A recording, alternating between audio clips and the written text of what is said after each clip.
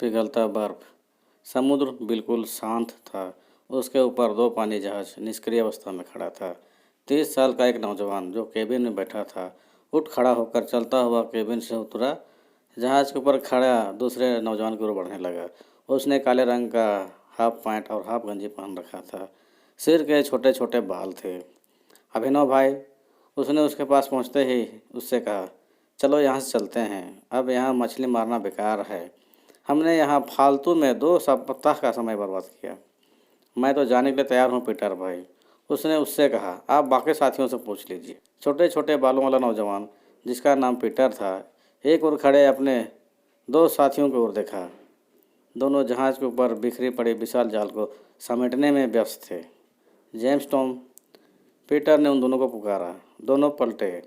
उन दोनों का शरीर पसीना से पूरा भीगा हुआ था। पीटर आगे कहने लगा, मैं इस बार अंटार्कटिका महाद्वीप की ओर जाने को सोच रहा हूँ। तुम दोनों का क्या ख्याल है? मैं तो जाने के लिए तैयार हूँ पीटर भाई, जॉर्ज ने उत्तर दिया। वह मोटा ताज़ा लंबा सा था। फुल पैंट और कमीज पहन रखा था। उम्र 25-30 के बीच थी। और मैं भी, टॉम ने तबाक से उत्तर दिया। वह दुबला पतला लंबा सा था, जॉर्ज के हम उम्र का था। उसने आगे कहा, आप उन दोनों सुंदरियों से पूछ लीजिए उनका क्या इरादा है। श्वेता तथा मार्टिना नामक 2 सुंदरियों की ओर इशारा किया। दोनों कुछ दूरी पर बिखरी पड़ी छोटे बड़े मछलियों को चुन कर ठेले ऊपर रखते जा रहे थे। दोनों ने पैंट शर्ट पहन रखे थे। तुम्हारा क्या ख्याल है? श्वेता ने टॉम को घूरते हुए मार्टिना से सवाल किया। मैं तो जाऊंगी, मार्टिना ने उत्तर दिया। हम दोनों भी जाने के लिए तैयार हैं, श्वेता ने चिल्लाया। पीटर एक और बढ़ने लगा। तभी मनोहर और सामुएल नाम के 2 व्यक्ति दोनों सुंदरियों के पास पहुंचे। उन दोनों की उम्र 40-45 साल के आसपास थी। दोनों पास में मछलियों से भरा ठेला लेकर चल पड़े। विलियम भाई, चलो दक्षिण की ओर, पीटर ने जहाज़ किनारे पहुंचकर एक नौजवान को देख जोर से चिल्लाया। वह 25 मीटर की दूरी पर दूसरे जहाज़ में खड़ा समुद्र का नज़ारा देख रहा था। दूर दूर तक सिर्फ पानी ही पानी दिखाई दे रहा था। कहाँ? उसने भी जोर से चिल्लाया। उसे ठीक से सुनाई नहीं दिया था। दक्षिण की ओर, उसने जोर से चिल्लाते हुए रुक रुक बोला। विलियम चल पड़ा केबिन को। विलियम भाई, हम लोग कहाँ जा रहे हैं? कुछ दूरी पर खड़े एक नौजवान ने उससे पूछा। उसका नाम कैनेडी था। दक्षिण की ओर, विलियम ने उत्तर दिया। वह अब भी केबिन की ओर चले जा रहा था। जॉन नाम का दूसरा नौजवान जो आरामदायक कुर्सी में बैठा था, उसने जब उसकी बातें सुनी तो उससे रहा न किया। वह उठकर उसके पीछे पीछे केबिन में जा पहुंचा। बोला, विलियम भाई, हम लोग कहाँ जा रहे हैं? दक्षिण की ओर। लेकिन कहाँ? उसने कुरेद कर पूछा। मुझे नहीं मालूम, उसने इनकार में सिर हिलाया। जाओ, तुम पीटर से पूछ लेना। फिर उसने जहाज़ स्टार्ट किया, एक और ले चला। पीटर भी जहाज़ स्टार्ट कर चल पड़ा था। कुछ देर बाद दोनों जहाज़ एक दूसरे का आमने सामने आ गए, साथ में आगे बढ़ने लगे। विलियम ने केबिन में बैठे बैठे ही सामने पड़े बटनों में से एक बटन दबाया। लोहे की एक सीढ़ी केबिन के पास से निकलते हुए दूसरे जहाज़ की ओर बढ़ने लगी। कुछ मिनटों बाद दूसरे जहाज़ के ऊपर जा रुकी, जो लगभग 1 फीट की ऊंचाई पर स्थित थी, ताकि रगड़ न खाए। यह सीढ़ी काफ़ी मजबूत थी। इस सीढ़ी के नीचे दूसरे जहाज़ पर लकड़ी की एक सीढ़ी रखी हुई थी। सीढ़ी जहाज़ के बाईं ओर स्थित था। टॉम नाम का नौजवान जो दुबला पतला सा था, वह सीढ़ी में चलता हुआ पहले जहाज़ में चला आया। एक और बढ़ने लगा। जॉन जो उस सीढ़ी के पास आकर खड़ा था, टॉम के सीढ़ी से उतरते ही सीढ़ियों पर चढ़ गया। वह कुछ मिनटों बाद दूसरे जहाज़ में कदम रखा। वह चलता हुआ केबिन में जा पहुंचा। पीटर कदमों के आहट सुनकर पलटा। सामने जॉन खड़ा था। अरे जॉन भाई, तुम यहाँ? पीटर ने चौंकते ही सवाल किया। हाँ, मैं ये पूछने आया हूँ कि हम लोग कहाँ जा रहे हैं? दक्षिण की ओर, पीटर ने धीरे से कहा। लेकिन कहाँ? देख भाई, पीटर उसे समझाने लगा, मुझे घुमा फिरा कर कहने की आदत नहीं है, इसलिए तुमको साफ साफ बतला देता हूँ कि हम लोग अंटार्कटिका महादेश के तटीय क्षेत्रों में मछली पकड़ने जा रहे हैं, क्योंकि उस क्षेत्र में मछुआरों की घुसपैठ नहीं के बराबर है। मुझे उम्मीद है कि उस क्षेत्र में हमें बहुत अधिक मात्रा में मछली मिलेगी। अरे मछली मिलेगी तो क्या हुआ, वहाँ हर वक्त मौत का खतरा भी तो बना रहेगा, क्योंकि वहाँ बहुत सारे खूंखार किस्म के जीव जंतु मिलते हैं। तो क्या हम लोग खतरे से डर कर घर में दुबक जाएँ? अगर तुम्हारे जैसे हमारे बाकी साथी भी डरपोक निकल जाएँ तो तुम और तुम्हारे बाकी साथियों के परिवार लोगों का क्या होगा? कुछ भी हो पीटर भाई, मैं जानबूझकर अपनी जान खतरे में नहीं डालना चाहता। आप लोगों को जाना है तो जाइए, मैं नहीं जाऊंगा। अगर तुमको नहीं जाना है तो मत जाओ। पीटर का स्वर बेहद कड़वा हो गया। लेकिन दूसरों को भड़काना मत, वार्निंग दिया। और जाओ, तुम अपने सामानों की पैकिंग कराना। मैं तुम्हारे लिए छोटे बोट समुद्र में उतार दूंगा। जॉन मुड़ते ही तेजी से केबिन से उतरा, दूसरे जहाज़ में जाने के लिए सीढ़ियों की ओर बढ़ने लगा। दूसरे जहाज़ के छतरी के नीचे टेबल को घेर कर कुर्सी में बैठे कैनेडी, टॉम और दो लड़कियां ताश खेल रहे थे। उन दोनों लड़कियों का नाम था हेलन और स्वीटी। हेलन पतली दुबली लंबी सी थी, फुल पैंट और शर्ट पहन रखे थे। उसके काले बाल पीठ तक बिखरे पड़े थे और स्वीटी गोरी नाटी सी थी, हाफ पैंट और गंजी पहन रखी थी। उसके भूरे बाल छोटे छोटे कंधे तक थे। क्या आप लोगों को मालूम है कि हम लोग अंटार्कटिका महादेश के तटीय क्षेत्रों में मछली पकड़ने जा रहे हैं? जॉन ने इनके बीच आते ही कहा। किसने कहा? कैनेडी ने ताश के पत्ते फेंकते हुए सवाल किया। पीटर ने। तो क्या हुआ? अगर पीटर कहता कि चलो जहन्नुम में, तो मैं वहाँ भी चला जाता, और ये तो अंटार्कटिका के तटीय क्षेत्रों में ही जाना है। लेकिन मैं नहीं जा रहा हूँ। क्यों? स्वीटी चौंकते हुए उठ खड़े हुए। क्योंकि अंटार्कटिका महादेश के तटीय क्षेत्र में बहुत ही खूंखार किस्म के जीव जंतु मिलते हैं। तुझे कैसे मालूम? कैनेडी ने तपाक से पूछा। एक आदमी ने बतलाया था, और वहाँ बड़े बड़े हिम के खंड में तैरते हैं। अरे ये सब बकवास की बातें हैं। टॉम अपने साथियों को समझने लगा। इसे जाने का मन नहीं है, इसलिए ऐसा कह रहा है। जब ये सब इसे मालूम है तो फिर हमें क्यों नहीं? मैं सच बोल रहा हूँ टॉम भाई, और वहाँ बड़े बड़े बहुत ही खूंखार किस्म के मगरमच्छ भी मिलते हैं। अरे तुमको नहीं जाना तो मत जाओ, कैनेडी कहने लगा। लेकिन ये सब हमें क्यों सुना रहा है, साला डरपोक कहीं का? ये साले अंग्रेज लोग डरपोक ही होते हैं। टॉम ने उसे घूरते हुए उसका समर्थन किया। मैं डरपोक नहीं हूँ, जॉन चिल्ला सा पड़ा। तो फिर तू जाने में आनाकानी क्यों कर रहा है? क्योंकि मैं जानबूझकर अपनी जान गंवाना नहीं चाहता। तो फिर तू मछली मारने का पेशा ही क्यों चुना? कैनेडी उसे घूरते हुए कहने लगा। तुझे मालूम नहीं था क्या कि हम मछुआरे सदा से ही खतरों से जूझते आए हैं? जॉन ने मुंह बनाकर चुप्पी साध ली। फिर वह अगल बगल झांकने लगा। तुम्हारा क्या इरादा है? जॉन स्वेटी को और मुखातिब होते ही बोला। घर जाओगे या नहीं? नहीं। उसने साफ इनकार में सिर हिलाया। मैं तुम्हारे साथ नहीं जाऊंगी। उत्तर सुन जॉन बिल्कुल ही गंभीर हो गया, एक और ताकने लगा। वहाँ से 20-25 कदम की दूरी पर एक नौजवान छतरी के नीचे फोल्डिंग बेड पर सोने की कोशिश कर रहा था, किंतु सो नहीं पा रहा था। उसे उसके बकबक सुनकर उसे गुस्सा आ रहा था। वह उसे घूरते हुए उठा, उसकी ओर बढ़ने लगा। बोला, क्यों जॉन भाई, तुम्हारे लिए जहाज़ मंगाऊँ क्या? क्यों? उसने चौंकते ही पूछा। अरे क्यों क्या यार, तुझे घर नहीं जाने का है क्या? जॉन बिल्कुल ही खामोश हो गया। अब यह घर जाने का इरादा छोड़ देगा। टॉम ने हेलन के कान में फुसफुसाया। क्यों? चौंक पड़ी हेलन। क्योंकि उसको महबूबा नहीं जा रही है। तू साला हर बार मेरे साथियों को भड़काने की कोशिश करता है, जेम्स कहने लगा। लेकिन तुम्हारा सुनता ही कौन है? अब तो स्वीटी भी तुम्हारी बातों को नहीं सुन रही है। तू जाना चाहता है ना? जा, अपने सामानों को समेट कर आ। तब तक मैं तुम्हारे लिए छोटे बोट समुद्र में उतरवा देता हूँ। तू साला समुद्र में मस्त अकेला लहरों से बातें करता हुआ घर पहुँच जाएगा। अगर घर नहीं पहुँचा तो शमशान घाट जरूर पहुँच जाएगा। सभी ठहाके लगाकर हंस पड़े, पर जॉन अब भी बेशर्मों की भांति वहीं खड़ा था। क्यों भाई, तुझे घर नहीं जाना है क्या?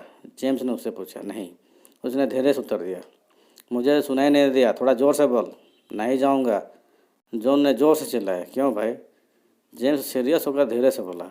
थोड़ी देर पहले तो जाऊंगा कह रहा था, अब क्या हुआ? स्वीटी के ना जाने के कारण तुम्हारा इरादा बदल गया क्या?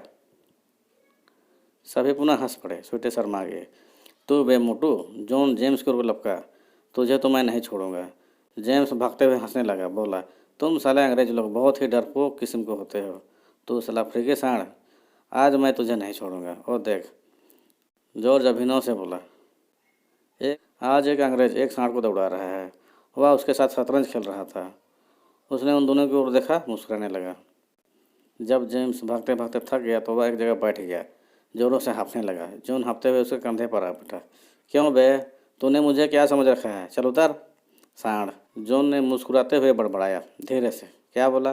कुछ नहीं। जॉन उसकी बातों का टालते हुए उसके कंधे से उतरा, उसके बगल में बैठ गया। जेम्स अफ्रीका का था। वह मोटा ताजा काला सा था, ऊंचाई 6 फीट के आसपास थी। तुमने बहुत अच्छा किया यार, अपना इरादा बदल कर। जेम्स गंभीर होकर कहने लगा। वरना तुम्हारे बिना मुझे मज़ा नहीं आता, और तुम्हारे बिना हम लोगों का मन भी नहीं लगता, क्योंकि हम लोग हमेशा से ही एक ही परिवार की तरह इस जहाज़ में रहते आए हैं।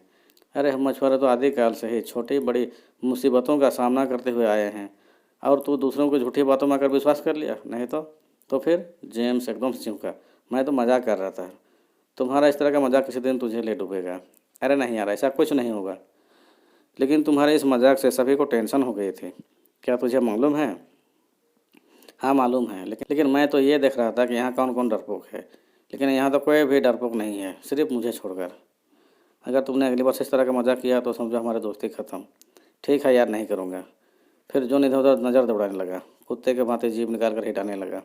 जेम्स भाई, जॉन पुनः बोला, मुझे खैनी खाने का मन कर रहा है। तो खा ले। लेकिन यार इस वक्त मेरे पास खैनी नहीं है ना, तुम्हारे पास तो होगी। नहीं है, जेम्स ने निगार में सिर हिलाया। अगले ही पल जॉर्ज की ओर देख कहने लगा, ऐसा करते हैं, जॉर्ज के पास चलते हैं, उसके पास बहुत ही तगड़ा खैनी रहता है। चलो। जॉन एक ही झटके से उठ खड़ा हुआ। जेम्स भी उठा। अब दोनों दूसरे जहाज़ की ओर चल पड़े। दूसरे जहाज़ में जॉर्ज अभिनव छतरी के नीचे कुर्सी में बैठे टेबल पर शतरंज खेल रहे थे। जॉन जेम्स वहां पहुंचते ही उनके अगल बगल खाली पड़ी कुर्सी में बैठ गए। जॉर्ज का ध्यान दोनों पर गया। बोला, क्या बात है? खैनी खाने आया हूँ, जेम्स ने उत्तर दिया। जॉर्ज ने खैनी डब्बा निकालकर उसकी ओर बढ़ा दिया। बोला, मेरे लिए बनाना। फिर उसने अपना ध्यान शतरंज पर लगाया। जेम्स खैनी निकाल कर रगड़ने लगा। अरे कनेडी तो कुछ देर पहले आप लोगों के पास आया था, कहाँ गया? जॉन इधर उधर नजर दौड़ाते हुए बोला। अरे कहाँ जाएगा, साला गया होगा झूला झूलने श्वेता के बाहों में, अभिनव ने उत्तर दिया। जॉन की जवानी हिलोरे मारने लगी। वह उठ खड़ा हुआ, जाने लगा। कहाँ जा रहा है? तो अब मुश्किल से 4-5 कदम ही चला था कि अभिनव ने पूछा। अंदर, जॉन ने रुकते हुए उत्तर दिया। अबे मत जा, जॉन उसका इशारा समझकर बोला, वरना तुझे भी एड्स हो जाएगा। अरे नहीं होगा यार, जब सभी श्वेता के मजे लेते हैं तो मैं क्यों पीछे रहूं, और तू तो रहा छक्का कहेगा। अबे मत जा, वरना स्वीटी को बतला दूंगा। बतला देना, क्या कर लेगी? जॉन ने लापरवाह होते हुए कहा। चल पड़ा। अबे जाते जाते खैनी तो खा ले, जेम्स ने चिल्लाया। नहीं खाऊंगा। जॉन अपने धुन में चले जा रहा था। अबे अंग्रेज के औलाद, खैनी तो खा ले, इस बार जॉर्ज ने चिल्लाया। उसने कोई उत्तर न दिया, वह काफ़ी दूर जा चुका था। ये साला मालखान नहीं सुधरेगा, अभिनव बड़बड़ाया। मतलब? जॉर्ज बोला। मतलब आज तक इसने बहुत सी लड़कियों के साथ ऐश कर चुका है। तुझे कैसे मालूम? एक दिन खुद ही अपने बारे में बतला रहा था। जॉर्ज शांत हो गया। अभिनव ने पुनः अपना ध्यान शतरंज पर केंद्रित किया। जहाज के दूसरे तल्ले में श्वेता अपने कमरे में कनेडी के साथ पूर्णतः नंगी अवस्था में चिपकी हुई थी।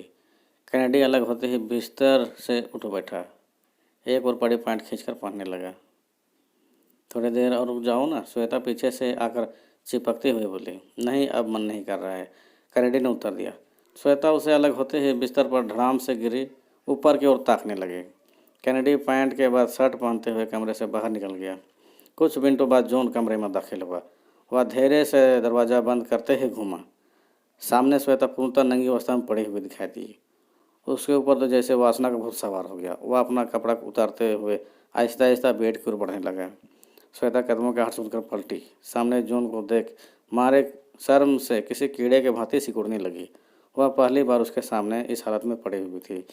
क्या बात है जॉन? श्वेता अपने गुप्त अंगों को जॉन की नज़रों से छिपाने की नाकाम कोशिश करते हुए बोली। आज तुम्हारा मिजाज बदला बदला सा नजर आ रहा है। पता नहीं क्यों, आज तुम्हारे साथ सोने का मन कर रहा है। जॉन ने मरकरी की लाइटों से नहाई श्वेता के गोरे बदन पर नजरें जमाए उत्तर दिया। क्या बात है, आज पहली बार मेरे कमरे में आए हो? श्वेता आंखों से निमंत्रण देते हुए बोली। क्या करूं? जॉन ने अपना कमीज बेड पर फेंका। आने का तो बहुत सोच रहा था, लेकिन स्वीटी के कारण नहीं आ पा रहा था। अगर स्वीटी को पता चल गया तो? श्वेता ने शंका जाहिर किया। तो क्या कर लेगी? अधिक से अधिक मुझे छोड़ देगी, और क्या? जॉन बिस्तर पर चढ़ते ही श्वेता से लिपटा, चूमने लगा। कैंडी जहाज पर बैठे अपने साथियों के पास पहुंचा। क्यों भाई? अभिनव उसे देख मुस्कुराते हुए बोला। तुम्हारा मिजाज अभी कैसा है? अच्छा है, लेकिन तुम मुझसे ये क्यों पूछ रहा है? क्योंकि जॉन भी पहुंच गया है श्वेता के पास। तो क्या फ़र्क पड़ता है? वैसे भी सभी उसके साथ मुंह काला करते हैं। आज जॉन कर रहा है, कुछ दिन बाद तू भी करेगा। बिल्कुल नहीं, अभिनव ने झटके से सिर हिलाया। अरे यार, जेम्स कनेडी से कहने लगा, इसका टाँका तो मार्टिना से भिड़ने वाला है, फिर ये क्यों जाएगा श्वेता के पास? बिल्कुल नहीं, अभिनव ने पुनः सिर हिलाया। मैं उसके पास भी नहीं जाऊंगा। क्यों भाई? जेम्स बोला। कोई दूसरी ढूंढ ली है क्या? नहीं तो, अभिनव ने टका से उत्तर दिया। तो फिर क्या बात है? मार्टिना तुम पर जान छिड़कते है और तुम हो कि उससे दूर भागते हो? क्योंकि मार्टिना मुझे पसंद नहीं है। तो फिर कौन पसंद है जिसके लिए तुम दो दो सुंदरियों को छोड़ रहे हो? अभी तक वो मिली नहीं है। तो फिर कब मिलेगी? मालूम नहीं। अगर तेरा यही रवैया रहा तो तू साला ज़िंदगी भर कुंवारा ही रहेगा और कुंवारा ही मर जाएगा। वहाँ मौजूद सभी साथी हंस पड़े, साथ में मार्टिना भी, जो दूसरे जहाज की ओर जा रहे थे। ओ देख, कैनेडी एक और इशारा कर धीरे से बोला, तुझे देखकर उसका चेहरा कैसे खिल जाता है, और तू है कि लिफ्ट देता ही नहीं। अभिनव मार्टिना को देखता ही रह गया। वह कुछ ही देर में उसकी आंखों से ओझल हो गई। पीटर पानी जहाज चलाते हुए जून के बारे में सोच रहा था। तभी कमर में लटकी मोबाइल बज उठी। पीटर ने कमर से मोबाइल निकालते ही ऑन कर कान में सटाया, धीरे से बोला, हेलो। हेलो पीटर सेठ। दूसरी ओर से किसी व्यक्ति की सख्त आवाज़ें उभर आई, हम लोग माल लेकर आ रहे हैं, आप लोग हमें कहाँ मिलिएगा? सैंडविच द्वीप समूह के आसपास। पीटर ने फ़ोन वाले को पहचानते ही तपक से उत्तर दिया। लेकिन पीटर सेठ, इस बार आप अपने द्वीप से दूर कैसे आ गए? क्या करो गालिब भाई, पीटर कहने लगा, हमारे द्वीप के आसपास मछलियाँ मिलती ही नहीं, इसीलिए इस बार इधर आ गए। उसका नाम गालिब था। लेकिन पीटर सेठ, आपको क्या ज़रूरत है मछली मारने की?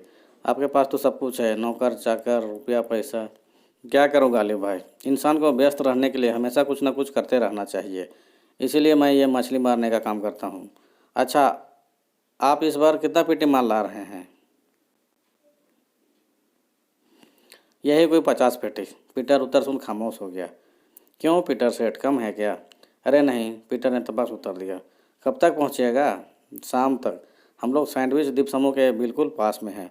अच्छा पीटर सेठ, आप लोग किस ओर मिलिएगा? दक्षिण की ओर। लेकिन गालिब भाई, इस वक्त मेरे पास पैसे नहीं हैं। अरे कोई बात नहीं, बाद में दे देना। अच्छा मैं मोबाइल ऑफ़ कर रहा हूँ, शाम में मुलाकात होगी। उसने मोबाइल ऑफ़ कर दिया। पीटर भी मोबाइल ऑफ़ कर कमर में रखा। उसके बाद उसने माइक्रोफोन कान में रखा, बोला, विलियम भाई, जहाज़ यहीं रुको। क्यों? चौंक पड़ा विलियम। क्योंकि मेरा माल आ रहा है। विलियम जहाज़ रुकने लगा। उसे माल का अर्थ मालूम था, साथ में पीटर भी। कुछ ही देर में दोनों जहाज़ रुक गए। जहाज़ ऊपर छतरी के नीचे बैठे जॉर्ज और अभिनव अब भी शतरंज खेल रहे थे। कैनेडी जेम्स दर्शक बनने बैठे थे। जेम्स भाई, जहाज़ क्यों रुकी? कैनेडी ने उससे पूछा। मालूम नहीं, उसने उत्तर दिया। पीटर भाई, अपनी ओर आते पीटर को देख जेम्स ने चिल्लाया। आगे बोला, आपने जहाज़ क्यों रुकी? क्योंकि मेरा माल आ रहा है। पीटर ने उसके नज़दीक पहुंचते ही उत्तर दिया। कौन सा माल? कैनेडी ने चौंकते ही तपक से पूछा। तुम यहाँ रहते रहते सब जान जाओगे। पीटर आगे कहने लगा, अभी तो तुम्हारे यहाँ आए हुए कुछ ही महीने हुए हैं। कैनेडी शांत हो गया। टॉम, मार्टिना और अभिनव के साथ कैनेडी को इस जहाज़ में आए 3 ही महीने गुजरा था। जेम्स भाई, जॉन कहाँ है? पीटर ने उससे पूछा। अंदर। उसने जहाज़ अंदर की ओर इशारा किया। घर नहीं जाएगा? नहीं, उसने घर जाने का इरादा छोड़ दिया है। चलो अच्छा हुआ, वरना उसकी कमी खलती। अच्छा, तुम लोग शाम में माल अंदर करने के लिए तैयार रहना। कैनेडी, जाओ तुम बाकी साथियों को खबर कर देना। कैनेडी आदेश पाकर तेज़ी से चल पड़ा दूसरे जहाज़ की ओर। पीटर भी कुछ सोचते हुए वहाँ से चल पड़ा। जॉर्ज भाई, अभिनव बोला, ये माल वाली बात मेरे समझ में नहीं आई। आखिर ये माल है क्या? तुम जान कर क्या करोगे? बस ऐसे ही। अरे तू मत जान, तुम्हारे लिए यही अच्छा है। बतलाइए ना जॉर्ज भाई, अभिनव ने आग्रह किया। एक शर्त पर बतलाऊँगा। कौन सी शर्त? यह है कि तुम किसी को नहीं बतलाओगे। ठीक है, नहीं बतलाऊँगा। अगर बतला दिया तो? नहीं बतलाऊँगा, कसम से। अभिनव ने कसम खाया। तो सुन, जॉर्ज कहने लगा, ये माल हथियार है। लेकिन पीटर भाई, हथियार क्यों मंगाता है? फॉकलैंड को बर्बाद करने के लिए। लेकिन क्यों? क्योंकि कुछ साल पहले की बात है, जब पीटर अपनी माँ के साथ ब्राज़ील से फॉकलैंड आ रहा था। उस समय फॉकलैंड में दंगा भड़के थे। इस बारे में दोनों माँ बेटा को कुछ मालूम नहीं था। जब दोनों फॉकलैंड पहुँचे तो पीटर की माँ दंगा में पुलिस के हाथों मारे गए। इस दौरान पीटर के पिता को बाहरी देश का होने के कारण बहुत परेशान किया गया था, क्योंकि पीटर के पिता वहाँ 20 साल पहले आकर बसा था। इन्हीं सब के कारण पीटर फॉकलैंड को बर्बाद करने पर तुला हुआ है। उसने कसम खाई है कि जब तक फॉकलैंड को बर्बाद नहीं कर देगा तब तक वह चैन की सांस नहीं लगा। और तब से शुरू हुआ हथियार मंगाने का सिलसिला और अब भी जारी है। कभी पकड़ा नहीं गया? नहीं, लेकिन संदेह के घेरे में है। हथियार साल में कितनी बार आता है? एक बार। शाम होते ही एक मालवाहक पानी जहाज़ मछुआरों के पानी जहाज़ के पास पहुंचा, हॉर्न मारने लगा। मछुआरे शाम शाम होते ही एक मालवाहक पानी जहाज़ मछुआरों के पानी जहाज़ के पास पहुंचा, हॉर्न मारने लगा। शाम होते ही एक मालवाहक पानी जहाज़ मछुआरों के पानी जहाज़ के पास पहुंचा, हॉर्न मारने लगा। मछुआरे इनके इंतजार में जहाज के ऊपर खड़े थे। इस समय पानी जहाज का पूरा ऊपरी भाग बिजली बल्ब की रोशनियों से नहाया हुआ था। पीटर माल उतारने के लिए जहाज ऊपर जहाँ तहाँ लगी लाइटों को जलवा चुका था। इस समय आसपास कोई चौथा जहाज भी नहीं था। मालवाहक जहाज का कैप्टन अपने जहाज को मछुआरों के जहाज से सटाकर खड़ा किया, लंगर समुद्र में डाल दिया। फिर एक बटन दबाया, एक सीढ़ी निकलते हुए मछुआरों के जहाज से जा लगी।